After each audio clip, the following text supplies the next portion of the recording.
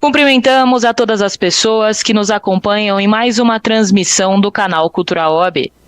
Perguntas e considerações poderão ser feitas aos nossos palestrantes através do chat. As palestras de hoje serão promovidas pela CAASP, ESA e OAB-Prev. Iniciaremos agora o painel Doações e o papel do terceiro setor no combate aos efeitos diretos e indiretos de calamidades públicas.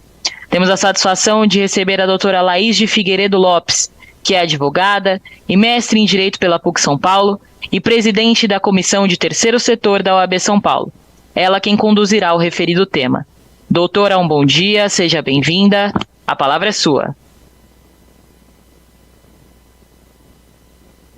Muito obrigada, Isabela. Obrigada a todos que organizaram esse congresso tão importante em prol das pessoas atingidas no Rio Grande do Sul, uma iniciativa intercomissões, né, que foi bastante interessante para que a gente gerasse esse mosaico hoje de temas que interessam aí a advocacia e a sociedade em geral. Então, fico muito feliz aqui pela Comissão de Direito do Terceiro Setor da OAB de São Paulo de também colaborar, contribuir para essa iniciativa, né?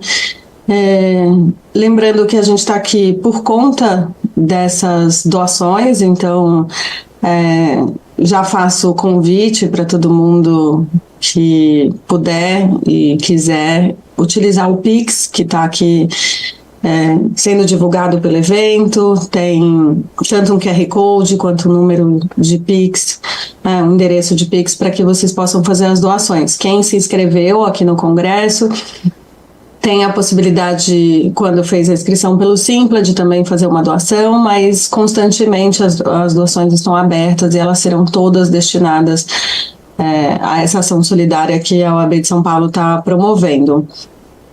Então, eu hoje vou comentar justamente sobre isso, sobre o tema das doações e o papel do terceiro setor dentro desses processos de calamidade, seja de uma perspectiva também de prevenção, mas seja também de reparação, depois que o dano já está consolidado, né?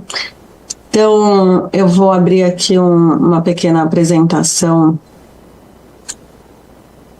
que eu preparei para o dia de hoje e que depois a Isabela vai me contar se a gente vai ter um link talvez para disponibilizar. De qualquer forma, os materiais todos, fica o convite, né? Os materiais todos que a gente produz na Comissão de Direito do Terceiro Setor da OAB de São Paulo, eles são disponibilizados na nossa página, né? Então dentro da página da OAB de São Paulo, você tem como acessar a página das comissões. Você pode procurar a Comissão de Direito do Terceiro Setor. Tem alguns materiais que já aparecem na primeira página, mas tem também ali links úteis, e aí você encontra os e-books, notas técnicas, tudo que a comissão já produziu. O site passou por uma migração recente, então a gente ainda está terminando também de atualizar todos os conteúdos, mas fica o convite também para vocês conhecerem as redes sociais da Comissão de Direito do Terceiro Setor da OAB de São Paulo. A gente tem conta tanto no Instagram, no LinkedIn, no Facebook, onde a gente divulga todas as nossas ações, né? Então, a gente conta com um time grande. Nesse exato momento eu estou aqui com vocês nessa palestra sobre as doações e o papel do terceiro setor no combate aos efeitos diretos e indiretos da pandemia, e a gente está com um grupo grande de integrantes da comissão na feira de estágio nas Arcadas, agora na Faculdade de Direito da USP, para justamente conversar com os alunos sobre essa possibilidade de atuação no terceiro setor, seja em escritórios de advocacia especializados, seja também em entidades privadas sem fins lucrativos, que têm jurídicos internos, que fazem processos de advocacy, que têm aí trabalhos muito interessantes.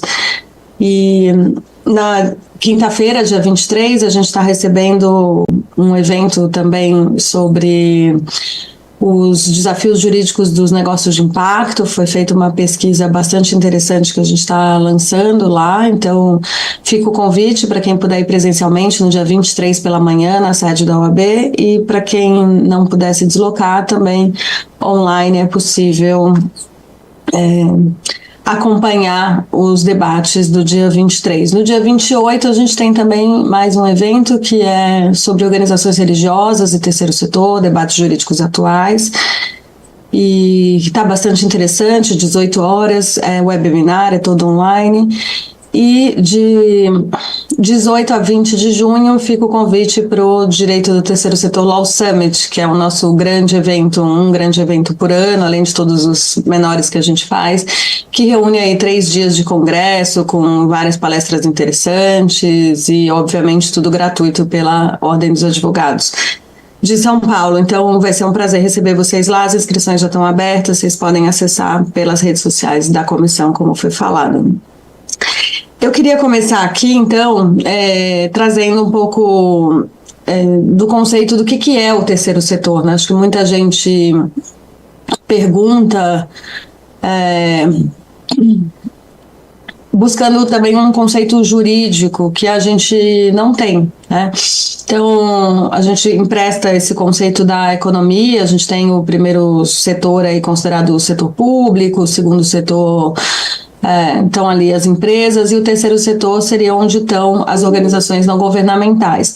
Hoje em dia a gente fala até num setor 2,5, que seria o setor que congrega os chamados negócios de impacto, que podem ser formatados societariamente, tanto pelo tipo societário de empresa, como também podem ser associações organizadas para serem negócios de impacto. É mais comum que sejam empresas, mas não há um tipo específico previsto no Código Civil ou em nenhuma outra lei que trate de negócios de impacto, exceto um decreto do governo federal.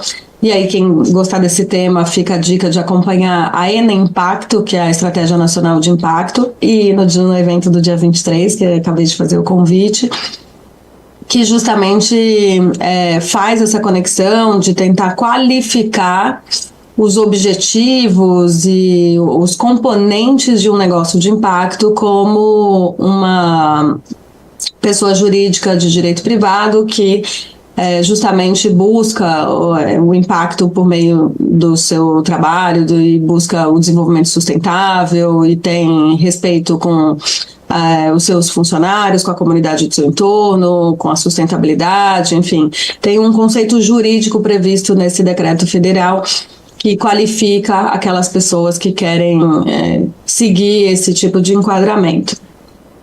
No nosso caso aqui, a gente vai focar mais nas organizações não governamentais. Eu gosto muito desse conceito do Rubens César Fernandes, que ele traz essa ideia de terceiro setor, dividindo entre os agentes e as finalidades, que é algo muito comum também para se explicar, para se entender esse universo de organizações não governamentais. Então, a gente está falando de agentes públicos com finalidades públicas, a gente está mencionando o Estado. Quando a gente está falando de agentes privados com finalidades eminentemente privadas, a gente está falando do mercado. E quando estamos falando dos agentes privados com finalidades públicas, a gente está falando do terceiro setor. Tem também os agentes públicos que têm finalidades privadas e que, na verdade, isso configura a corrupção, né? Então, acho que tem essa ideia sempre de pensar que o terceiro setor está nesse lugar que desde sempre foi considerado híbrido por ser uma constituição privada e uma finalidade pública, mas que nos últimos 20 anos têm sido construídos com um lugar próprio em termos de regulação e incidência.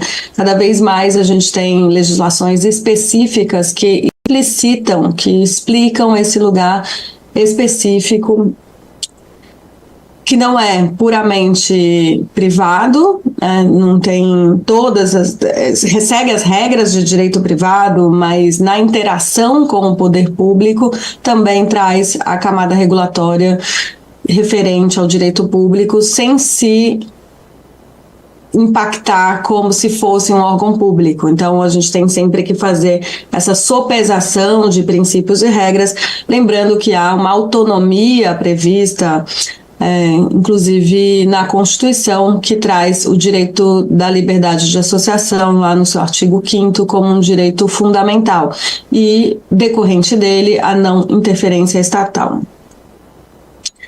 A gente tem, então, diversos apelidos, nomenclaturas que são utilizadas nesse campo. ONG, juridicamente, não é um termo que está previsto numa lei.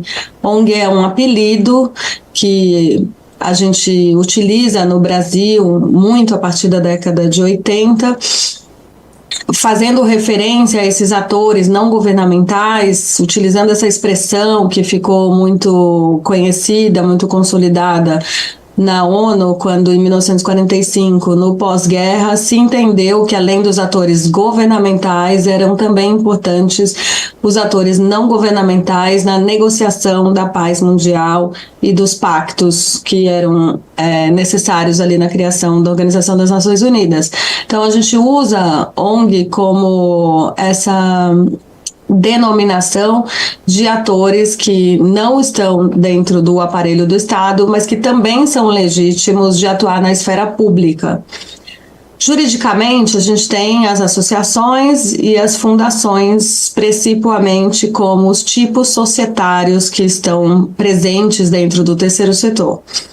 Utilizamos também a expressão organização da sociedade civil, essa sim prevista em lei desde 2014, na Lei 13.019, que é justamente a lei que institui o marco regulatório das organizações de sociedade civil. A gente chama no campo de MIROSC, é o apelido que essa lei se consagrou, e ela traz justamente essa ideia de ser, em primeiro lugar, uma organização da sociedade civil, reconhecendo esse protagonismo. Ela não é só um não governo, ela não tem só a característica de contraposição, então passou a se construir essa característica de um maior protagonismo, de entender que lugar é esse da cidadania organizada.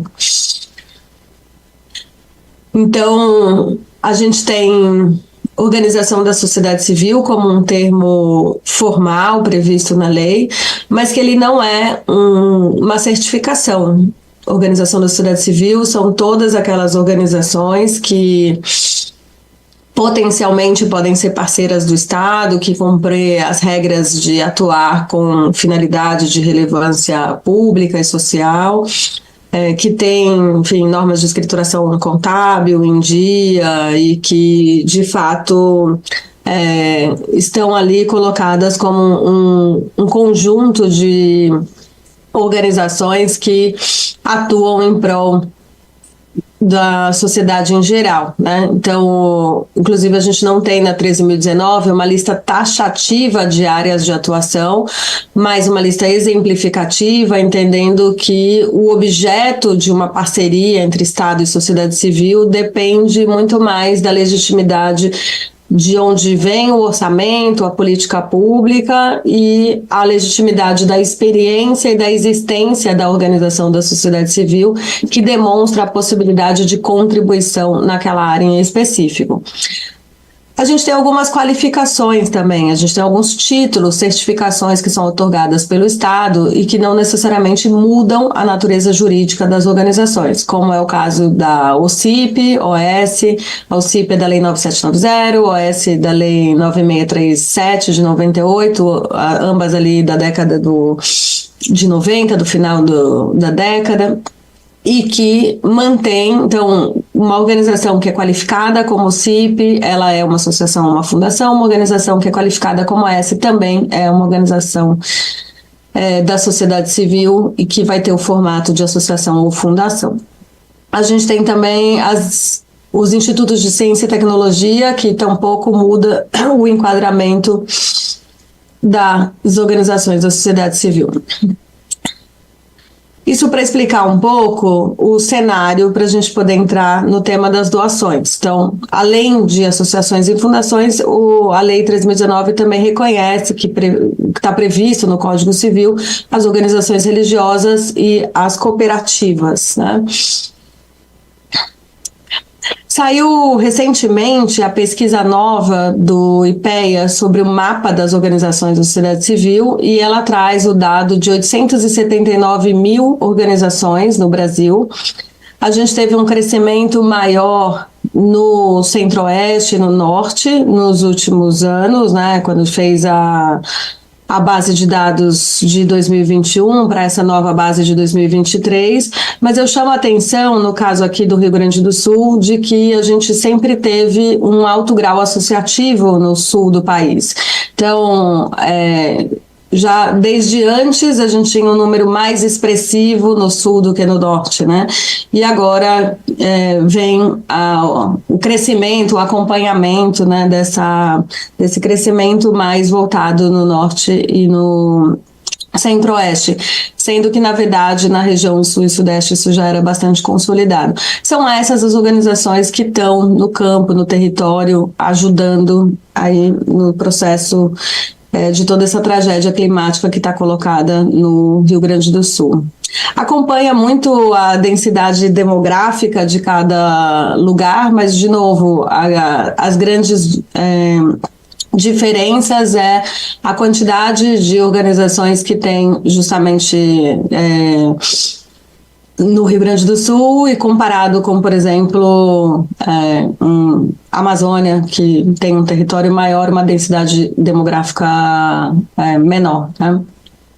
Eu gosto muito desse podcast que chama Aqui se Faz, Aqui se Doa, então recomendo quem tiver interesse de acompanhar. Ele é do Instituto MOL.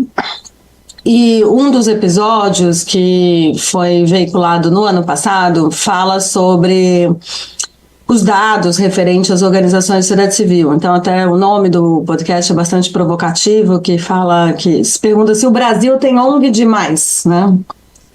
Ele foi gravado com a Carla Bezerra, que é uma gestora pública, e que esteve à frente do mapa das organizações de sociedade civil, que é aquela ferramenta georreferenciada que o IPEA tem sobre sua responsabilidade como uma agenda permanente de conhecimento sobre dados. Então, quem tiver interesse, eu recomendo. Ele tem 40 minutos, mas ele faz uma série de análises e reuniões de informações, concluindo que não, o Brasil não tem ONG demais, o Brasil tem organizações que expressam aí a sua cidadania, mas que não é, em comparação, algo demasiado, né? Ele é bastante reflexo aí também do número, inclusive, de habitantes que a gente tem, né? A gente tem uma expressão da cidadania por meio da quantidade de organizações. Tem uma outra pesquisa que eu gosto, que é essa pesquisa sobre a contribuição do terceiro setor para o PIB no Brasil. Então, ela traz aí um valor de 4,27 de valor adicionado do PIB. Então, isso é mais do que o setor agro no Brasil. Então, é algo de pensar o quanto que é relevante, importante. A gente está falando de uma movimentação que equivale a 220 bilhões, né? Quando faz atualização dessa mesma pesquisa, ela traz esse dado de que isso equivaleria a 423 bilhões em 2022. A gente tem o texto completo na internet, então quem se interessar sobre esse assunto também pode depois desbravar essa referência, né, que chama a importância do terceiro setor para o PIB no Brasil e em suas regiões. Foi publicada ali a partir de uma demanda do Movimento por uma Cultura de Doação, vou falar sobre eles aqui hoje também, e justamente executada pela FIP, aqui de São Paulo, e com o apoio da Cital e uma série de organizações que acompanharam essa pesquisa. No fundo, a gente está falando de muitos tipos de perfis de organizações e de atuação. A ideia é justamente trazer essa pluralidade, essa diversidade de atuação das organizações. A gente vê hoje no estado do Rio Grande do Sul o quanto que as organizações estão sendo fundamentais para montar esses abrigos emergenciais.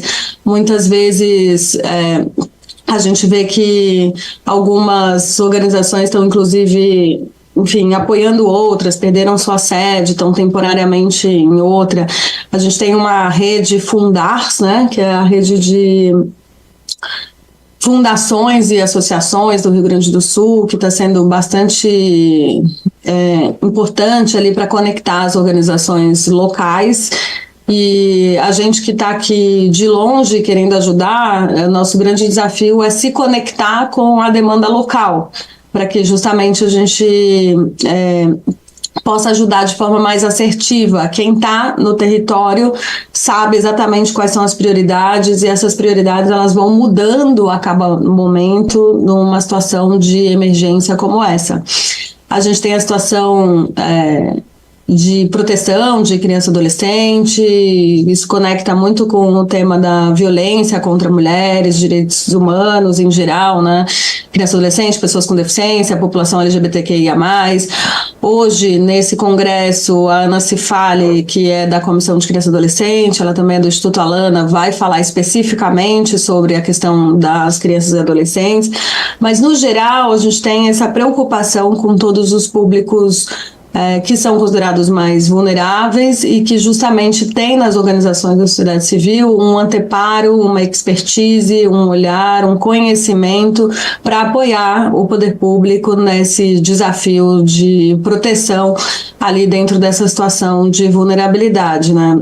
Uma situação de vulnerabilidade gera, como a gente está assistindo, muita solidariedade, então é bastante importante todo esse movimento que vem acontecendo de apoio financeiro em bens e serviços para a população do Rio Grande do Sul, mas por outro lado também gera algum grau de violência entre aqueles que de alguma forma aproveitam a situação de baixa guarda e de, possibilidades de praticar atos ilícitos, e isso precisa ser coibido. A gente precisa proteger e evitar que essas coisas aconteçam, que obviamente são muito residuais perto do alto grau de solidariedade, mas é aí que entra essa atuação muito presente das organizações de sociedade civil também, conhecendo os territórios, seja quem está localmente, seja quem aporta e ajuda, se conectando com essas que estão no território local. A gente tem também, todas as organizações que estão apoiando nas coisas que são de primeira necessidade, né? Comida, água, roupas, materiais de limpeza e de higiene. Tem esse movimento grande, que acho que tem um aprendizado, inclusive, que vem já dos lugares onde a gente tem dificuldade de água potável, né, na Amazônia, por exemplo. Já é comum e presente esse aprendizado em relação à água, e esses filtros que transformam a água suja em água potável, eles são muito essenciais para um momento de emergência como esse, né? Porque não há não há água suficiente que seja mandada de outros lugares do Brasil que supra a demanda de água constante no Rio Grande do Sul nesse momento. Então, a gente vê organizações, nesse exato momento, está chegando mais um carregamento de filtros que são nanotecnologia, de filtros que são canudos para fazer essa transformação em água potável, vindo do Saúde e Alegria, que é uma organização que faz isso na Amazônia, junto com o Greenpeace, com Water is Life, 342 Artes. Então tem várias campanhas aí que estão trazendo, além de levar a água pura, né, alguns que estão engarrafando também, emprestando de quem tem poço artesiano localmente, enfim, coisas bastante comunitárias, mas tem campanhas aí como essa que eu contei que faz bastante diferença na vida das pessoas. Em relação ao meio ambiente, a gente também tem enfim, desde o debate prioritário, né, por que isso está acontecendo, o debate prioritário sobre as mudanças climáticas, o quanto que é muito mais lógico a gente investir na prevenção do que na reparação, o quanto que a gente precisa, de fato, olhar para a regulação, olhar para soluções para evitar que essas coisas aconteçam, mas sem dúvida não é possível, diante de um desastre como esse, não cuidar, né, do pós, da restauração florestal e também pensar como é que vai ser essa reconstrução, olhando também para esse conceito que muitas organizações têm vocalizado do racismo ambiental, que é essa ideia de que, enfim, nos lugares mais periféricos, nos lugares de maior risco, é onde estão, enfim, várias populações negras e que precisam ser, de fato, periféricas e, enfim, que precisam ser, de fato, cuidadas, e a gente precisa olhar para os territórios com essa visão mais ampla de ocupação, para justamente que não gere, não aumente, né, essa vulnerabilidade para a população negra também. A gente tem também, enfim, toda a ideia tudo isso que está acontecendo do resgate de animais. Acho que, enfim, em algum momento fica algum tipo de polêmica entre prioridades, mas acho que num momento como esse, todas essas questões são importantes. E é muito importante que também tenha quem esteja olhando para os animais. Tem uma campanha nova de uma organização que chama Amparo Animal, que ela lançou um site chamado Adote-RS, justamente para cadastrar os animais que foram resgatados e que estão, enfim, sem tutores dentro do estado do Rio Grande do Sul, com uma cláusula de que, no caso da família originária, né, dos tutores originários serem encontrados, essa adoção pode ser revertida, né? E ao mesmo tempo tem uma possibilidade de busca dos próprios animais. Então a gente tem aí um exemplo aí para além do resgate também do que é possível fazer, e como que a gente conecta essas ações que são do território com as plataformas que estão sendo criadas para facilitar, para operar aí o sistema de uma forma a acelerar todo esse processo que já é tão duro, né?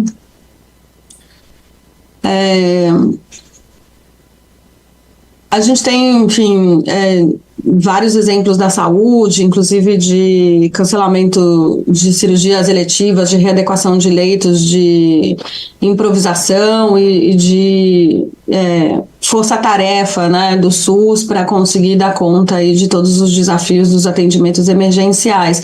Com o frio chegando e, claro, até por conta dos alagamentos, a gente também tem doenças respiratórias e virais de uma série de naturezas, então acho que é bastante importante, além do tema da saúde mental, que tem preocupado muitas organizações e buscado. Esse é um tema também de mobilização para conseguir apoiar, né, as famílias que tudo perderam e que estão numa situação de bastante descrença, desesperança, e que de alguma forma podem ter esse apoio assertivo de novo, das organizações também em colaboração com o poder público. A gente tem todos os desafios da educação, da reconstrução de casas em área que não esteja em risco, entre outras coisas, né? Que foram só alguns exemplos para inspirar a nossa conversa. E para fechar esse bloco, eu queria falar também das organizações que atuam no que a gente chama de advocacy, né? Que é a possibilidade, enfim, são ferramentas de incidência sobre as políticas públicas e sobre a legislação vigente. Então, assim como a gente tem organizações que estão trabalhando, eu vou contar um pouco mais sobre isso daqui a pouco, sobre a não tributação das doações, né, incentivo fiscal de pessoas físicas para as organizações, coisas que a gente ainda está em construção no Brasil. Eu trouxe aqui um exemplo mais adicional, específico aqui do tema da pandemia, que é o auxílio da calamidade climática. Mais de 50 organizações assinaram esse pedido de edição de uma medida provisória, tem uma plataforma digital para fazer essa pressão para o executivo, então quem quiser também pode procurar e se integrar a essa ação, se entender necessário e interessante. A ideia que é defendida por esse grupo é justamente de pagar auxílio durante 24 meses, no valor de 1.400 para pessoas acima de 18 anos, além de 150 para cada criança e adolescente. Então já foi feito, inclusive, um estudo e uma aproximação aí de outros auxílios que existem. Então esse seria o auxílio calamidade climática específico. Inclusive fala dos empreendimentos de economia solidárias que foram atingidos por calamidades, que a ideia é que fosse recebido a partir de um cadastramento junto a Senais, MDA e Ministério do Trabalho, uma parcela única de R$20 mil. Hoje, as cozinhas solidárias estão sendo muito fundamentais também para esse processo de apoio à produção da comida local, né? Seja porque, enfim, uma produção mais em série de uma comida boa, feita com amor também, né? Então,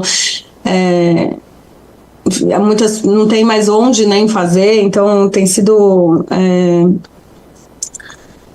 bastante relevante esses empreendimentos de agricultura familiar e as cozinhas solidárias que já existiam ou que foram montadas para esse momento, né? Acho que foram bastante fundamentais aí para esse apoio que está sendo prestado localmente.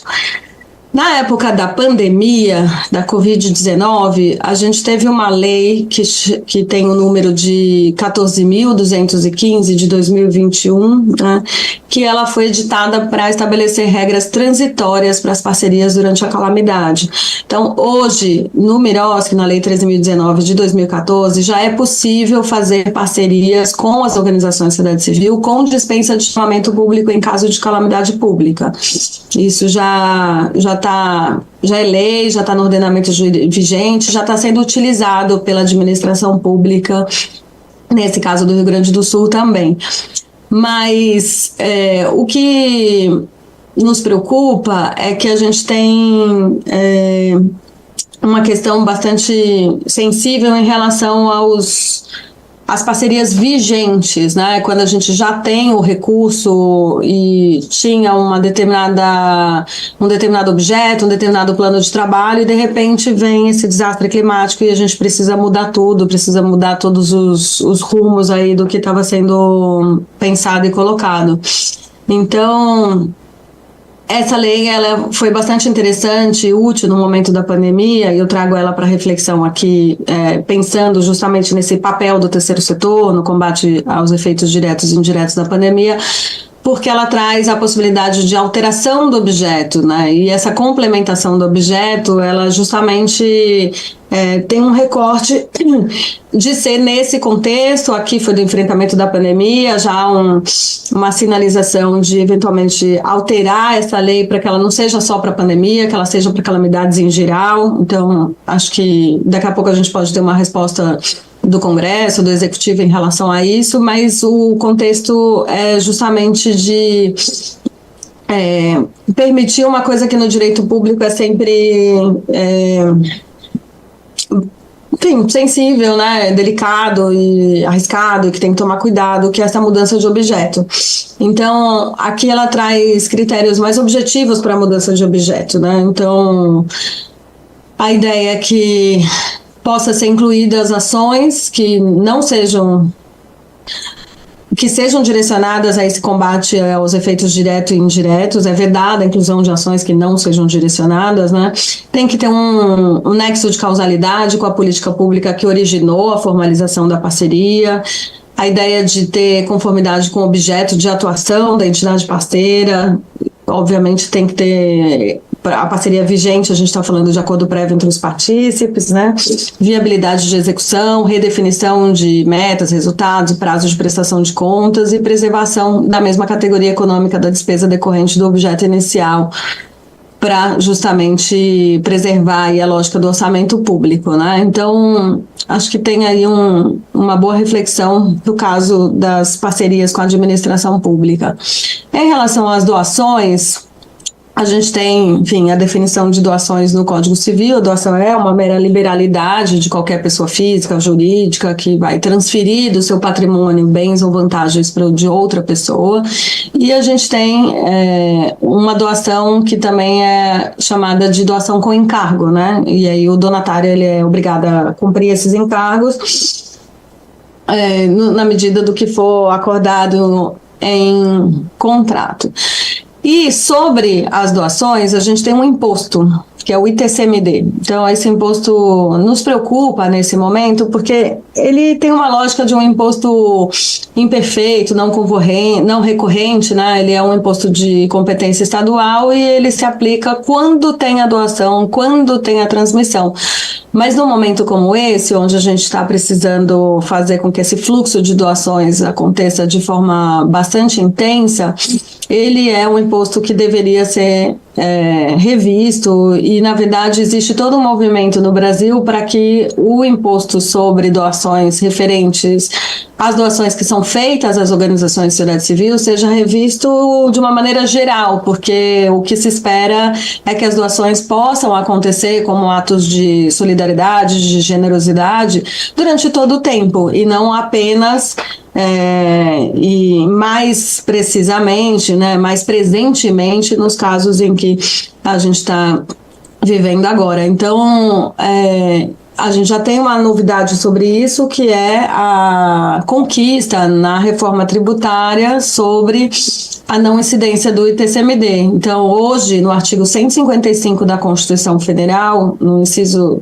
sétimo, no parágrafo 1º, já existe uma não incidência do ITCMD para entidades de finalidade de relevância pública e social. Isso é uma novidade muito positiva e que a gente celebra bastante, mas ela, na verdade, hoje vai depender da regulamentação que for feita. A norma depende de regulamentação por lei complementar, isso está em discussão no Congresso Nacional. E a proposta do Executivo que foi apresentada para o Congresso Nacional nesse momento é de alteração do artigo 14 do CTN. A gente está falando hoje na reforma tributária sobre a imunidade de IBS e CBS, não estamos falando ainda sobre a imunidade, né, essa não incidência de TCMD, mas a tendência é que a não incidência do TCMD também siga a regra do artigo 14 do CTN. Então, o artigo 14 do CTN, ele precisa ficar adequado não só para a imunidade do BS e CBS, mas também para todas as organizações que vão usufruir aí da não incidência do TCMD. Então, a gente tem esse desafio ou uma segunda alternativa, que seria um apontamento de quais regras específicas serviriam para a não incidência do ITCMD, na medida em que essas entidades não necessariamente são imunes a todos os impostos. Então, essa é a discussão hoje que está no Congresso. Independentemente da discussão que está... É importante essa discussão no Congresso, porque, inclusive, acho que a gente pode, enfim, de alguma forma, receber o apoio de vocês e as opiniões para que a gente possa, de alguma forma, pressionar tanto o Executivo quanto o legislativo, há uma tendência de acolher todos esses argumentos, mas sempre que vem a voz de mais pessoas, a gente está, enfim, de uma forma mais uníssona, trabalhando na mesma linha. Então, a ideia é que o Ministério da Fazenda possa acatar regras mais simplificadas nessa reforma tributária que garanta essa não incidência ampla do ITCMD conquistada para as doações realizadas às organizações nos termos da Emenda Constitucional 132, sem criar limites e condições que representem retrocesso. Essa recomendação é também uma recomendação que está sendo formulada pelo CONFOCO, que é o Conselho de Fomento e Colaboração, ligado à Secretaria-Geral da Presidência da República, e que tem, enfim, diversos atores. Eu faço parte do CONFOCO também, sou pelo Núcleo de Estudos Avançados do Terceiro Setor da PUC de São Paulo, então vice-presidente desse conselho. É um conselho que foi previsto pelo MIROSC, pela Lei 13.019, pode ser criado também em estados e municípios, mas que reflete aí uma articulação intersetorial, um pleito de vários atores, inclusive de uma recente coalizão que foi criada em torno desse debate, que chama Aliança pelo Fortalecimento da Sociedade Civil. Então, acho que a gente tem aí, enfim, uma oportunidade de ter uma lei melhor em relação às doações. Hoje, no Brasil, a gente tem uma legislação bastante espraiada, diferente, porque cada estado cobra de um jeito, o ITCMD, dentro do espectro até 8% de alíquota. E no caso dessa doação específica para as organizações de sociedade civil, apenas 9 estados oferecem isenção de ITCMD. São Paulo é uma delas, mas precisa ter os processos administrativos de reconhecimento e tem a isenção de menor valor. Qual que é o grande desafio do ITCMD? O ITCMD, ele é um imposto de natureza, né, de competência estadual, então quando é feito dentro do mesmo estado, ele tem uma determinada regra, mas quando ele é interestadual, vale a regra do lugar do doador em geral, né? Então, se a gente doa daqui de São Paulo para o Rio Grande do Sul, vale a regra de São Paulo. O contribuinte é invertido, deixa de ser o donatário e passa a ser o doador. Então, essa é a atenção que a gente tem que ter na doação de maiores valores. No caso do Rio Grande do Sul, em específico, ela é a única lei do Brasil que o contribuinte do tributo é originariamente o doador, com exceção se o doador tiver domicílio em outro país. As alíquotas são de 3% a 4% e a gente tem uma previsão de doações de pequeno valor, né, que, enfim, ou de baixo teto, que é 3.295. E não tem hipótese de isenção de doações destinadas às organizações. Então, isso é uma questão que a gente precisa olhar para isso para não gerar um passivo, né, nesse momento de bastante solidariedade que está colocado. Essa legislação foi compilada muito pelo GIF, que é o Grupo de Institutos e Fundações e Empresas, que, numa parceria com a Fundação Getúlio Vargas, fez essa publicação que chama Fortalecimento da Sociedade Civil, Redução de Barreiras Tributárias às Doações. Ele é bastante público na internet e pode ajudar a entender o histórico disso. Mas o momento que a gente está hoje é justamente então, de solicitar essa alteração, né, da legislação, tanto na Assembleia do Rio Grande do Sul, quanto nas outras assembleias, para a gente facilitar o tema para as calamidades públicas em geral, mas também pensar no caso da regulamentação mais ampla da reforma tributária, quando desse particular sobre a não incidência de ITCMD, que as regras sejam simplificadas e que sejam, de fato, indutoras de que a doação possa fluir de uma maneira fácil, Brasil afora, né? Então, o CONFOCO está justamente desenhando essa recomendação referente ao ITCMD, mas também referente à isenção do ICMS sobre as doações de mercadorias no Estado. O que acontece com a isenção de ICMS? Esse decreto 37.699 de 97 já previa a isenção de ICMS, né? E ele tem regras antigas, ele se vincula, por exemplo, a que as organizações tenham título de utilidade pública, que é um título antigo, que no âmbito federal já foi revogado.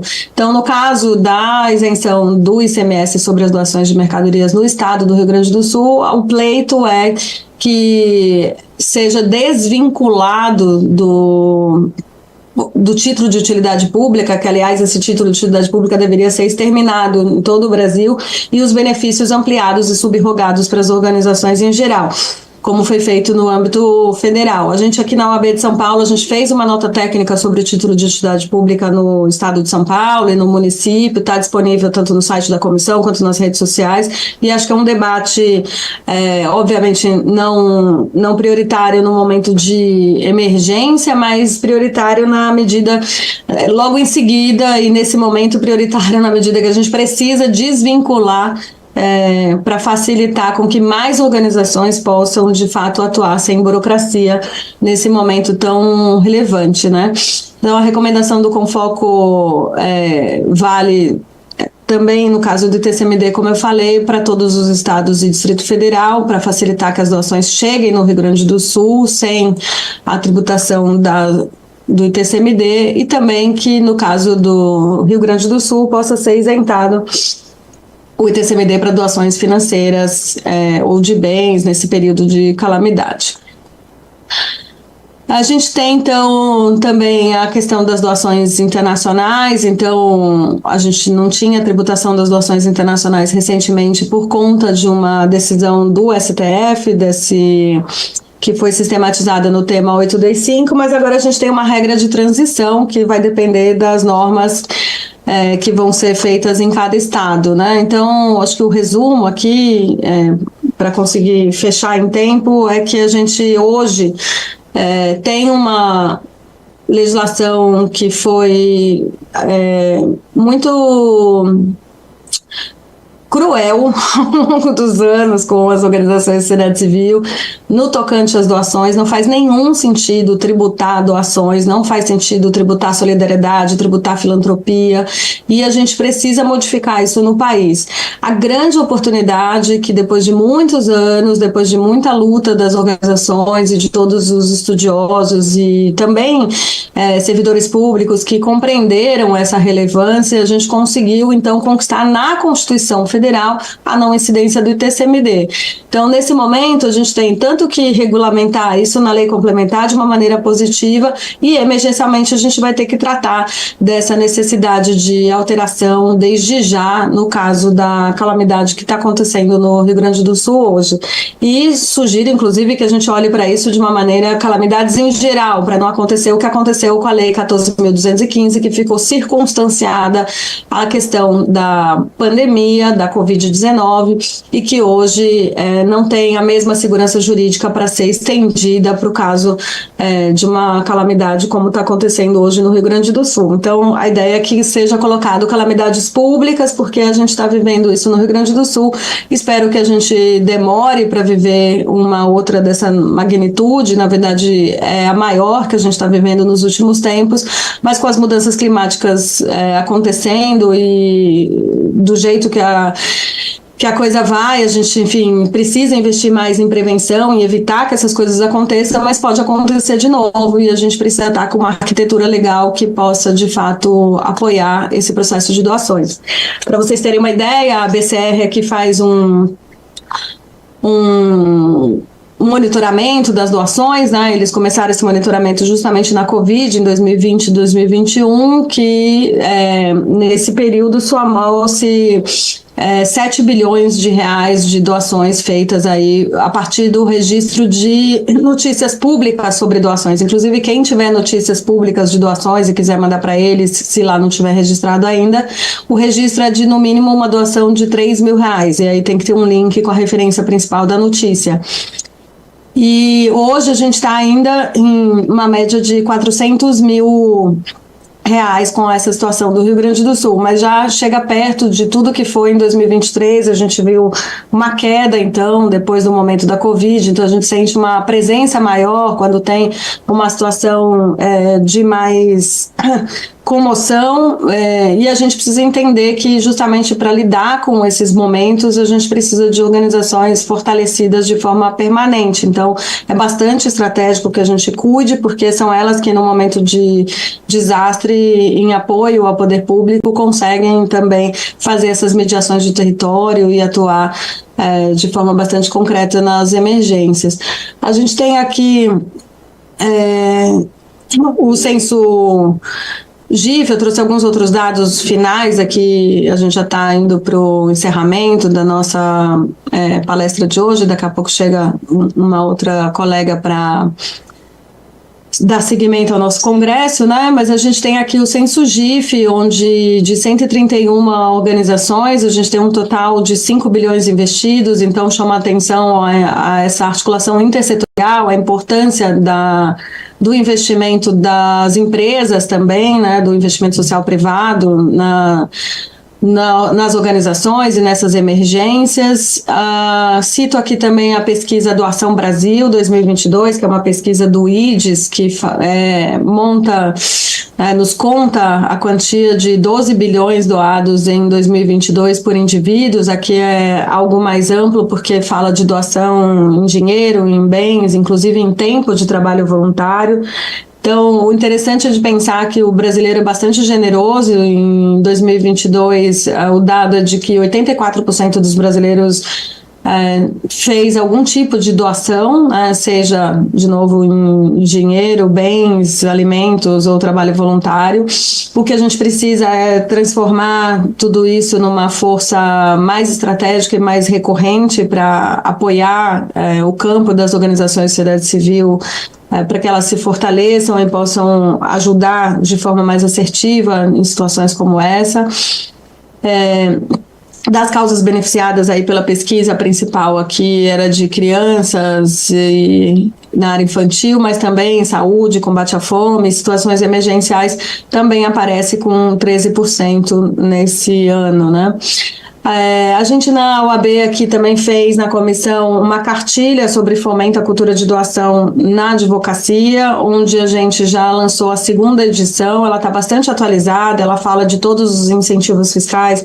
Eu não vou ter tempo de explicar todos aqui, mas lá vocês vão encontrar tudo bastante explicado, inclusive fala da legislação sobre doação de sangue, etc. Acho que é uma referência importante para a gente pensar como é que a advocacia pode se mobilizar a ser mais doadora, né? Seja não só nos momentos emergenciais, mas, de novo, de forma recorrente.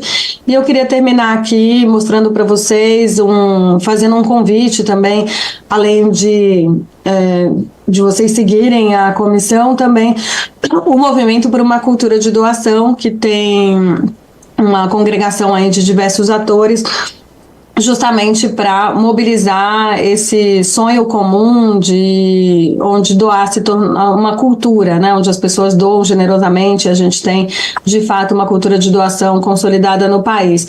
Das 5 diretrizes, enfim, já estou indo para o final mesmo, a gente tem muito essa ideia de educar para uma cultura de doação. A gente precisa de mais pessoas falando. Muitas vezes as pessoas doam e não contam que doam. Doar não pode ser uma situação nem de vergonha e nem de privada, né? É um assunto público, a gente precisa incentivar que outras pessoas doem também. E aí a ideia é que tenha narrativas inovadoras, precisa ser um assunto do dia a dia, conversa na hora do jantar. A diretriz 3 é justamente de criar um ambiente fácil à doação, favorável à doação. O doar precisa ser fácil, então essa questão da desoneração da tributação sobre doação é fundamental para que a gente possa de fato avançar nesse tema no país, além de pensar nos incentivos fiscais e nas possibilidades outras que a gente tem de simplificar o sistema e democratizar o acesso. A gente também precisa ter como vetor o fortalecimento das organizações de sociedade civil, uma sociedade civil fortalecida, plural, financeiramente sustentável, nos ajuda a manter as nossas principais questões de enfrentamento à desigualdade social bastante alertas e sendo sempre colocadas e tratadas e apoiadas. Enfim, a sociedade civil não substitui o Estado, mas complementa e, de alguma forma, faz um trabalho diferente do que faz o Estado, né? Porque tem um outro jeito de ser, da sua mediação no território e, principalmente, também na sua, enfim, existência de criticar, inclusive, o Estado, de trazer as pautas que são necessárias, trazendo essa legitimidade para o debate público, né? Por fim, essa diretriz de fortalecer o ecossistema como promotor da cultura de doação. A gente precisa reconhecer que tem um ecossistema e começar a trabalhar de forma mais articulada e estratégica. Por isso, para a gente é tão importante na Comissão de Direito do Terceiro Setor tratar desse tema, inclusive com esse projeto que eu mostrei para vocês de fomento à cultura de doação na advocacia. A gente tem o Dia de Doar todo ano, o de 2024 será em 3 de dezembro, né? Nos últimos 2 anos na nossa comissão, então a gente fez lives e conversas sobre doação a partir da cartilha que eu mencionei para vocês, e esse ano não deve ser diferente, a gente também deve fazer um evento nesse dia. Eu agradeço muito a escuta de vocês, né, e fico à disposição nos canais da Comissão de Direito do Terceiro Setor da OAB de São Paulo. Também deixo o meu e-mail, né, lais@sbsa.com.br, quem quiser depois dialogar. Fica o convite para que vocês também participem da comissão. A comissão, nessa nossa gestão da OAB, está com... Ela sempre teve um número reduzido de membros, né, de 15 a 20, hoje ela tem 330 membros e ela está aberta com um edital permanentemente esperando que vocês se inscrevam para vir construir isso com a gente. Então, no site da OAB de São Paulo, na página da comissão, vocês podem encontrar o link para fazer o pedido, se quiserem vir trabalhar com a gente dentro desse grupo de advogados e advogadas que tem se ocupado, né, do trabalho especializado referente ao terceiro setor, às organizações de sociedade civil, e olhado de uma forma intersetorial para o mundo das empresas e da administração pública, para as questões que são referentes a essa interação com as organizações de sociedade civil na sua vida cotidiana e, em especial, no momento como esse da tragédia climática que aconteceu no Rio Grande do Sul. O meu abraço, minha solidariedade aí a todo mundo, a todo o povo gaúcho. Parabenizo mais uma vez a iniciativa da OAB de São Paulo e convido vocês a doarem aqui pelo canal da OAB, por outros canais, e a contarem que doaram, né? Porque acho que isso é super importante para a gente criar cada vez mais uma cultura de doação que seja engajadora e que inspire outros a fazer o mesmo, tanto nesse momento de agora quanto de maneira recorrente, para que a gente possa ter uma sociedade civil fortalecida e que esteja sempre a postos aí para nos ajudar nesses momentos, enfim, difíceis, e em todas as causas de sua expertise, seja na área de meio ambiente, saúde, educação, assistência, moradia, direitos humanos em geral. Agradeço demais e espero que vocês tenham, enfim, um excelente dia e agora uma excelente palestra com a diva Silvia Mazagão, que é a nossa presidente da Comissão de Direito de Família e também ouvidora das mulheres aqui na OAB de São Paulo, uma grande amiga, quem eu admiro muito e tenho o prazer de entregar aqui a palavra para ela. Me despeço, então acho que agora a OAB vai fazer o fechamento, né? Isabela, agradeço super aí a todo mundo da Secretaria Cultural, acho que vai fazer o fechamento dessa abertura da próxima. Um abraço, gente, boa sorte aí quem está no front e conta com a gente.